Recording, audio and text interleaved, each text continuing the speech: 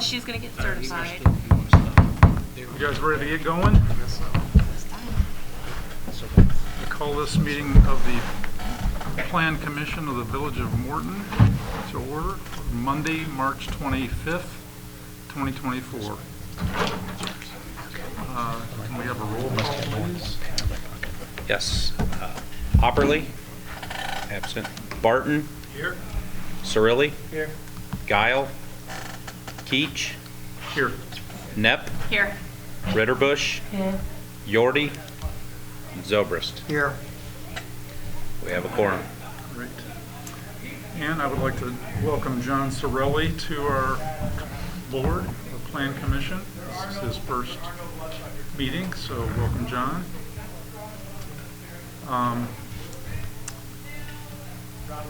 We have to approve the minutes from the previous meeting. Anybody have any comments or motions to approve? I'll make a motion to approve. I'll second it. We have a motion and a second. All in favor, say aye. Aye. All right, so tonight we just have one item on the agenda. It's a public hearing, and we typically have our council read what a public hearing is all about. So we're going to do it right now. Thank you. Public hearing is being held tonight pursuant to published notice. Any person wishing to address the Plan Commission regarding this matter will be afforded the opportunity to do so. They'll give their testimony under oath or affirmation administered by a court reporter. At the conclusion of the public hearing, Plan Commission will make a recommendation. Plan Commission makes recommendations only. The village board is responsible for taking final action on these matters. Thank you, Mr. McGrath. So the item on the public hearing docket this evening is an ordinance making amendments to Title 10 of the Morton Municipal Code regarding hotels and short-term vacation rentals. And so we probably should have this is being proposed by the village, so either Craig or Mr. McGrath will. I can speak to that on the village's behalf, and Craig can supplement with anything else he has to offer. This is a long ordinance in terms of the number of pages here. Really what the ordinance seeks to do is modernize our zoning code to provide provisions applicable to short-term vacation rentals like Airbnbs or VRBOs. It also cleans up a couple dated concepts from our current code. So our current code defines multiple family dwelling to include a phrase called apartment hotels, which we've proposed to stricken. Instead, we're defining a definition for hotels specifically and scheduling hotels as a use in a business district. What we're also doing by this ordinance is defining a short-term rental and scheduling that on the list of uses as well. That's scheduled on the list of uses in the proposed ordinance to be a R4 use. So it would be, and I got to get my notes in front of me here, it would be an available use in the R4 district as a special use. So before any new short-term vacation rental that's established after this ordinance becomes effective, if it is adopted, there would have to be a hearing before the award of the special use permit. In addition, we have current provisions in our code that require the issuance of a zoning permit. It's been a relatively new initiative. It's been intended to help the village document current uses, make sure those uses are in conformity with our zoning code. It also provides an opportunity for most uses other than single-family residential uses for there to be a life safety inspection. And so the ordinance, as drafted, would require a life safety inspection for a short-term vacation rental, even those that are already existing within the R1 and R2 zoning district. So that's important from a life safety standpoint. And our Justin Hales here on behalf of the fire department, who can provide anything more he feels appropriate to talk about the life safety side. So that's really the ordinance in a nutshell. We work together, administrative staff and myself, to our best to define the hotel and establish a distinction between the hotel and the short-term rental. Okay.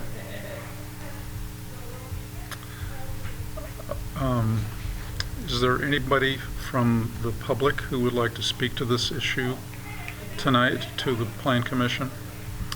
Okay, sir. I'm sorry? Okay, you may approach our...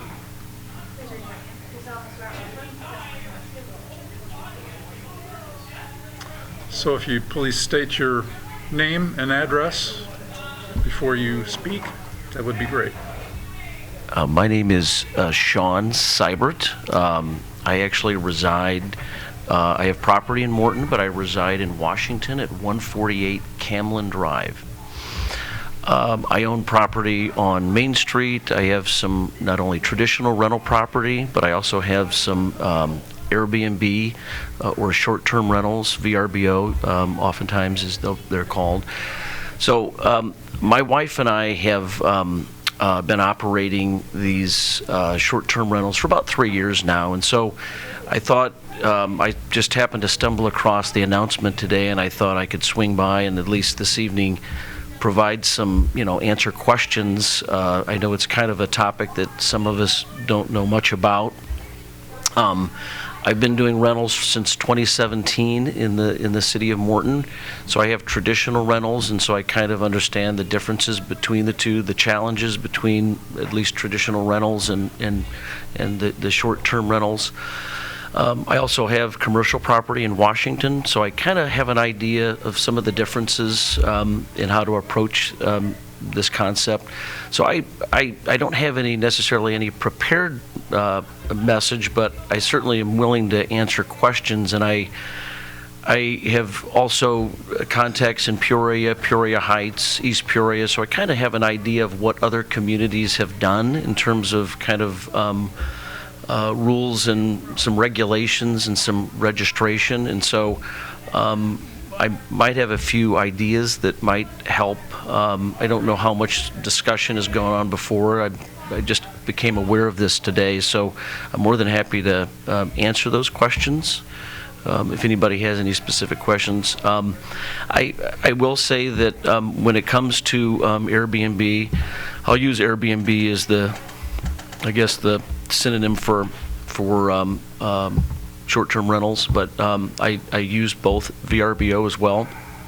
I have the two locations here close to downtown Morton, and my experience has been actually a pretty positive experience. I've learned a lot from doing short-term rentals.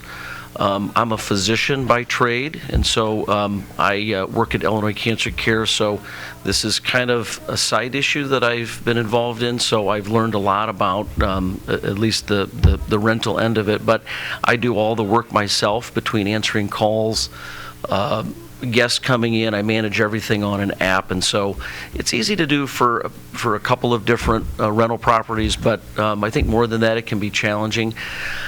So basically, Airbnb has a very strict policy in terms of people coming in. In terms of, you can see if they have a background, if they have rented before, and so I think that oftentimes the individual, since this is your home that you have and this is your property that you have, you really, just like a traditional rental, you don't want someone damaging your property. And so it's the same concept. It's really no different. The only difference is you actually get to kind of screen the person a little bit better, and you get to look at the background to see if they've had any complaints or anything, and you don't have to choose. You can say, no, I'm not interested in the short-term rental. So you do have some flexibility there.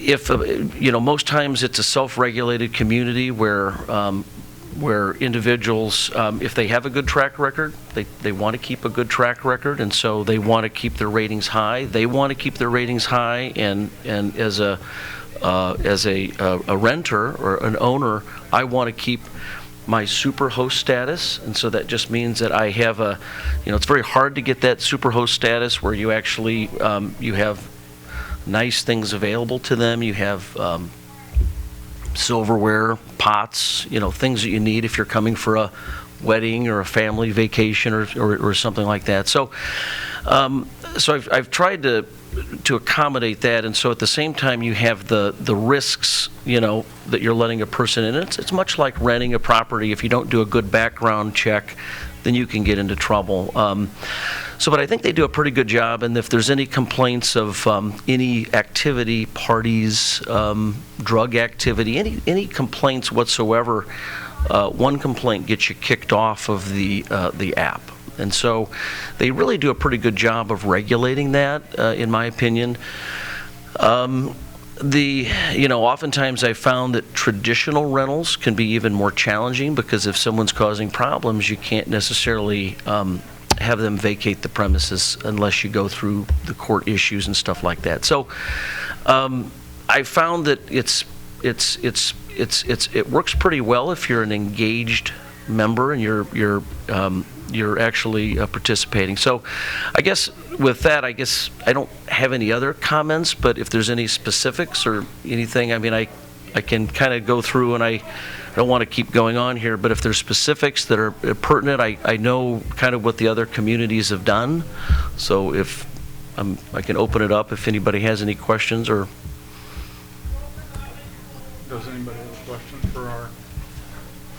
Yeah, would you say the demand is pretty consistent in Morton, or is there more demand than Airbnbs can handle in this town, or is there? Well, I think if you're a capitalist and you're actually wanting to let the market kind of dictate, I think there's a limited supply in Morton. I don't think this isn't, Fort Myers, Florida. This isn't, there's only so many people that come to Morton. An example, I have people visiting their mother in nursing homes, people coming back for the disc golf tournament, which has now got to be quite popular in Morton for the summer. So I get a lot of guests that come for that, which helps the community. I have family members just coming and visiting. So mainly the individuals that I meet are families coming here to come back. They live in Colorado, they moved away, they come back, they're visiting family for a week. Summertime, a little bit more disc golf, stuff like that. But I found that as we gain more, and I think when I first started maybe 3 years ago, there were maybe 3 places in town. There weren't that many. I seemed a little busier. Now it seems to be a bit slower, and so eventually as the market saturates, I think you'll probably, and I think we're close to that, I think we're probably not going to see a lot more growth because there's just not the business there. And so I think there's only so many people wanting to come to Morton. Yeah, you're going to get the Pumpkin Festival, but there's only so many days that you can operate. So that's a good question. I wondered that when I started it. I had no idea, but I do think it provides a service for those people wanting to come to Morton, and they spend money. They go over to the coffee shop on Main Street. What is it, 430 scones, I think, or something like that. They go down the street, or they go to Dollar General, or they go to the restaurants, and so I do know that they do spend some money in town. Thank you. Okay.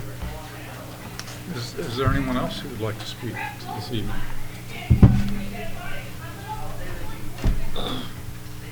Okay.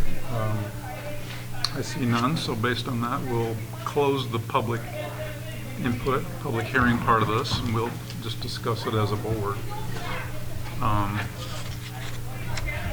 So you gave a great summary there, Mr. McGrath, but just in a nutshell, it sounds like what the Morton ordinance would do is allow for short-term vacation apartments in R4 as a special use, and that's the only, from this point forward, from the point of that ordinance being passed, that would be the only way you could have a short-term vacation rental. Yeah, there's probably between 20 and 30 properties now that would become lawful non-conforming uses, so those uses could continue under the same regulations.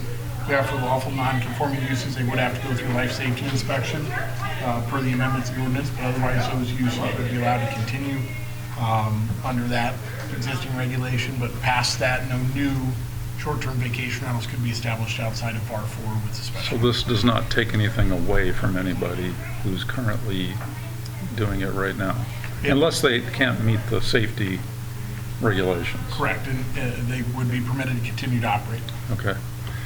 And in R4, if I could add, that would only allow per dwelling the lesser of 50% of the units or 4, the way it's written. Okay. And I think that's kind of that definition between hotels versus apartments. And I know Justin has dealt with that too, to where, I mean, I don't want to speak for you, but the different occupant type. Yeah. If we start doing 100% of an apartment building, then you're looking at more of a hotel, which would be needing to meet stricter requirements from the life safety code.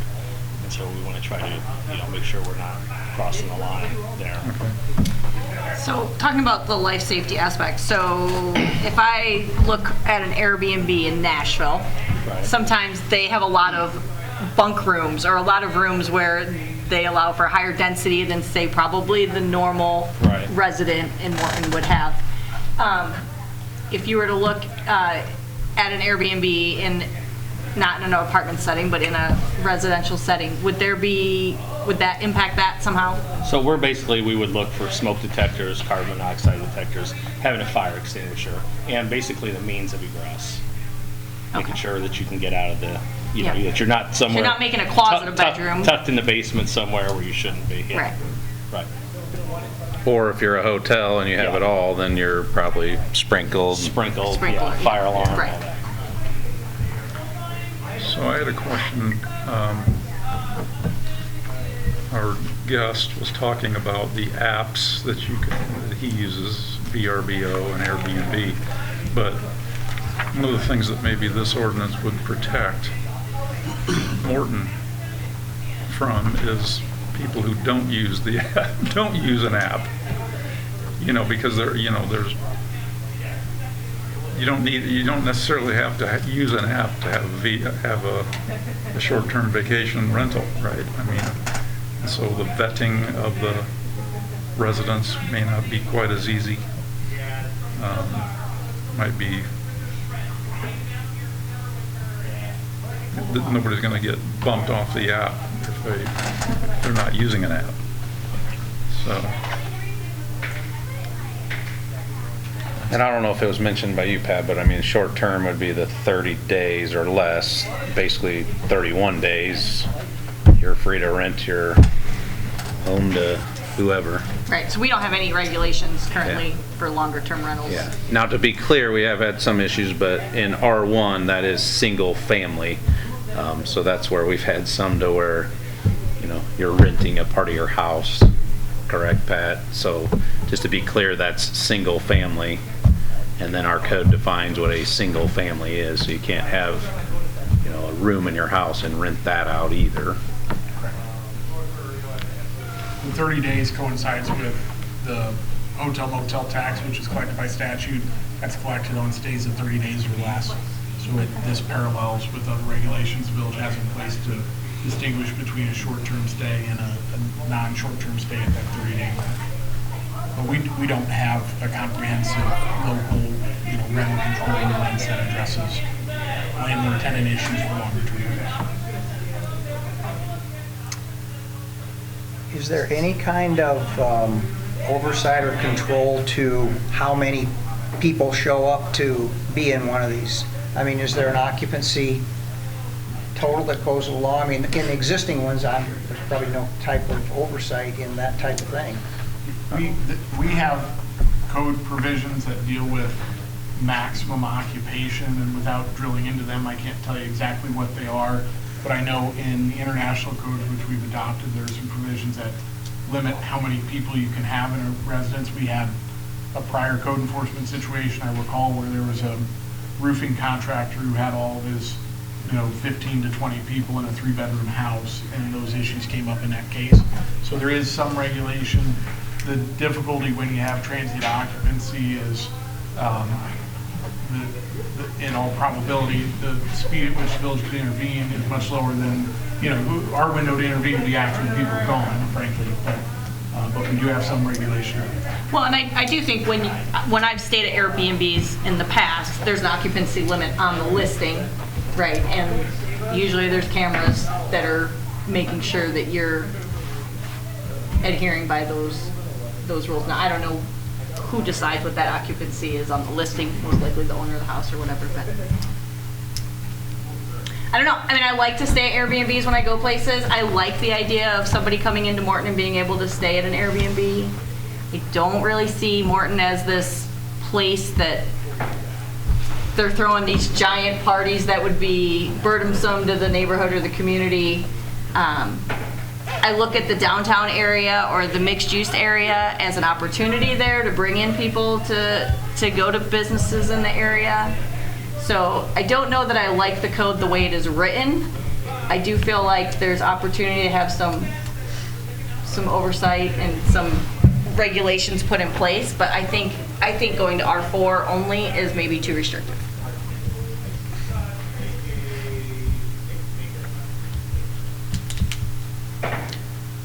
I think as staff and internally, as we looked at it, I'll be honest, I was conflicted like you, Kara, and I'll just be honest. You know, we got to be consistent too. So if we allow it, it's looking at my own house and all your houses and really where we stand with that too. So, you know, whether you want it in R1 and R2. Right. I am the village engineer. I deal with parking a lot, which most people hate. I've dealt with it in front of this board. But I think parking is a concern, I think, of all of us when this is written. When you look at R1 and R2, you know, you allow it on one side of a duplex with a shared drive, and the other owner of the duplex doesn't have a say in that. And, you know, we talk about occupant, but people come, you know, Yeah. for family reunion, whatever. Where do people park? What happens on weekends, stuff like that. I think that's some of the background is, you know, when this was developed, is looking at a lot of those things. And when it all shook out, didn't see the positive. And I mean, I understand. I think we all understand the VRBOs and when we go places to stay in them. But I just want to point out some of those things that we really looked at. And with Justin being here tonight, especially in the R4, being, you know, what we propose here too is that everything would be a special use also, so it'd also come in front of you and the board, and we could go through some of those things. But I mean, Justin intends to go in every one of them, even in R4, to make sure they meet the code, which is a challenging thing, not just in R4 these days. Meeting the most recent codes is not easy. Fortunate to have Justin to be alongside us as we go forward. I'm surprised that there are that many of them in Morton already. Did you say 30? I have a spreadsheet that is current within the last few months, but I would say we're between 20 and 30. Okay. And how are they regulated right now? They're not? And that's why we're here tonight. Yeah. I mean, we have to do something. Yeah, my opinion is we need to have, I think it's good to have something on the books. I think that's I'm good- not opposed to the R4 so much as that I think I would have to come down on the side of a single-family residence, R1 or R2. When you bought your home and you made an investment and you're raising your family, and all at once you find out 5 years into your residential stay in this neighborhood that the house next to you has become a VRBO short-term rental. I don't see that as being fair to the people that have made a commitment to a neighborhood under understanding that they didn't have that and probably didn't even realize it could be that. So I'm going to probably lean to protecting those people with that investment ahead of this situation. So I'm probably okay with the R4. So what about the mixed use for downtown? So you take I like that. you know, like that area, I feel like it isn't as residential. It's a busier Right. area in general. But that's not included in this ordinance, is it? This ordinance is drafted would not permit short-term vacation rentals in the mixed-use district. And essentially, we have one mixed-use property in town per the mixed-use overlay, which would go through you guys too. So currently today, just to make sure we're clarifying what mixed-use means, the Jefferson is the only mixed-use in town right now. And I think the only one that's really had interest or applied in my time here. What about the one across the street? Isn't that a mixed-use building? Across the street. Yeah. I don't know it's above Pete's. Yeah, I don't think that went through the mixed use. Oh, it didn't? Okay. I don't believe so.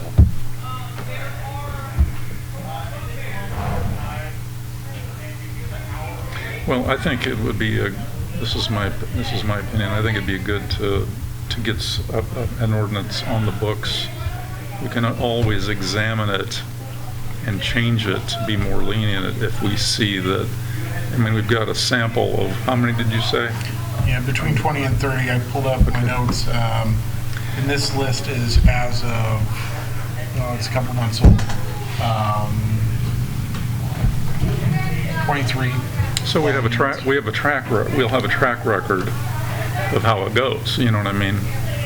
And the kinds of things that we need to regulate, let's, you know, for lack of a better word, if we do get more lenient or decide that it could go into R3 or R2 or whatever.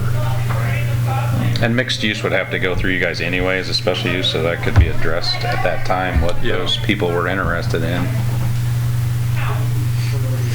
And those special uses actually send notifications to people who are neighbors so that they can come and weigh in on it, which is good.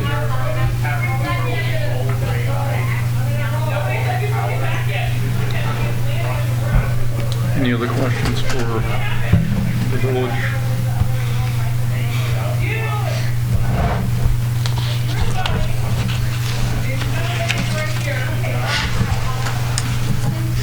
If not, I would welcome a motion on anyone's part.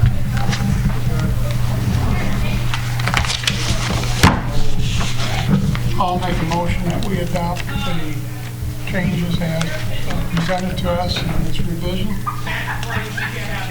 I'll second. We have a motion and a second. We have a roll call. Yes. Zobrist.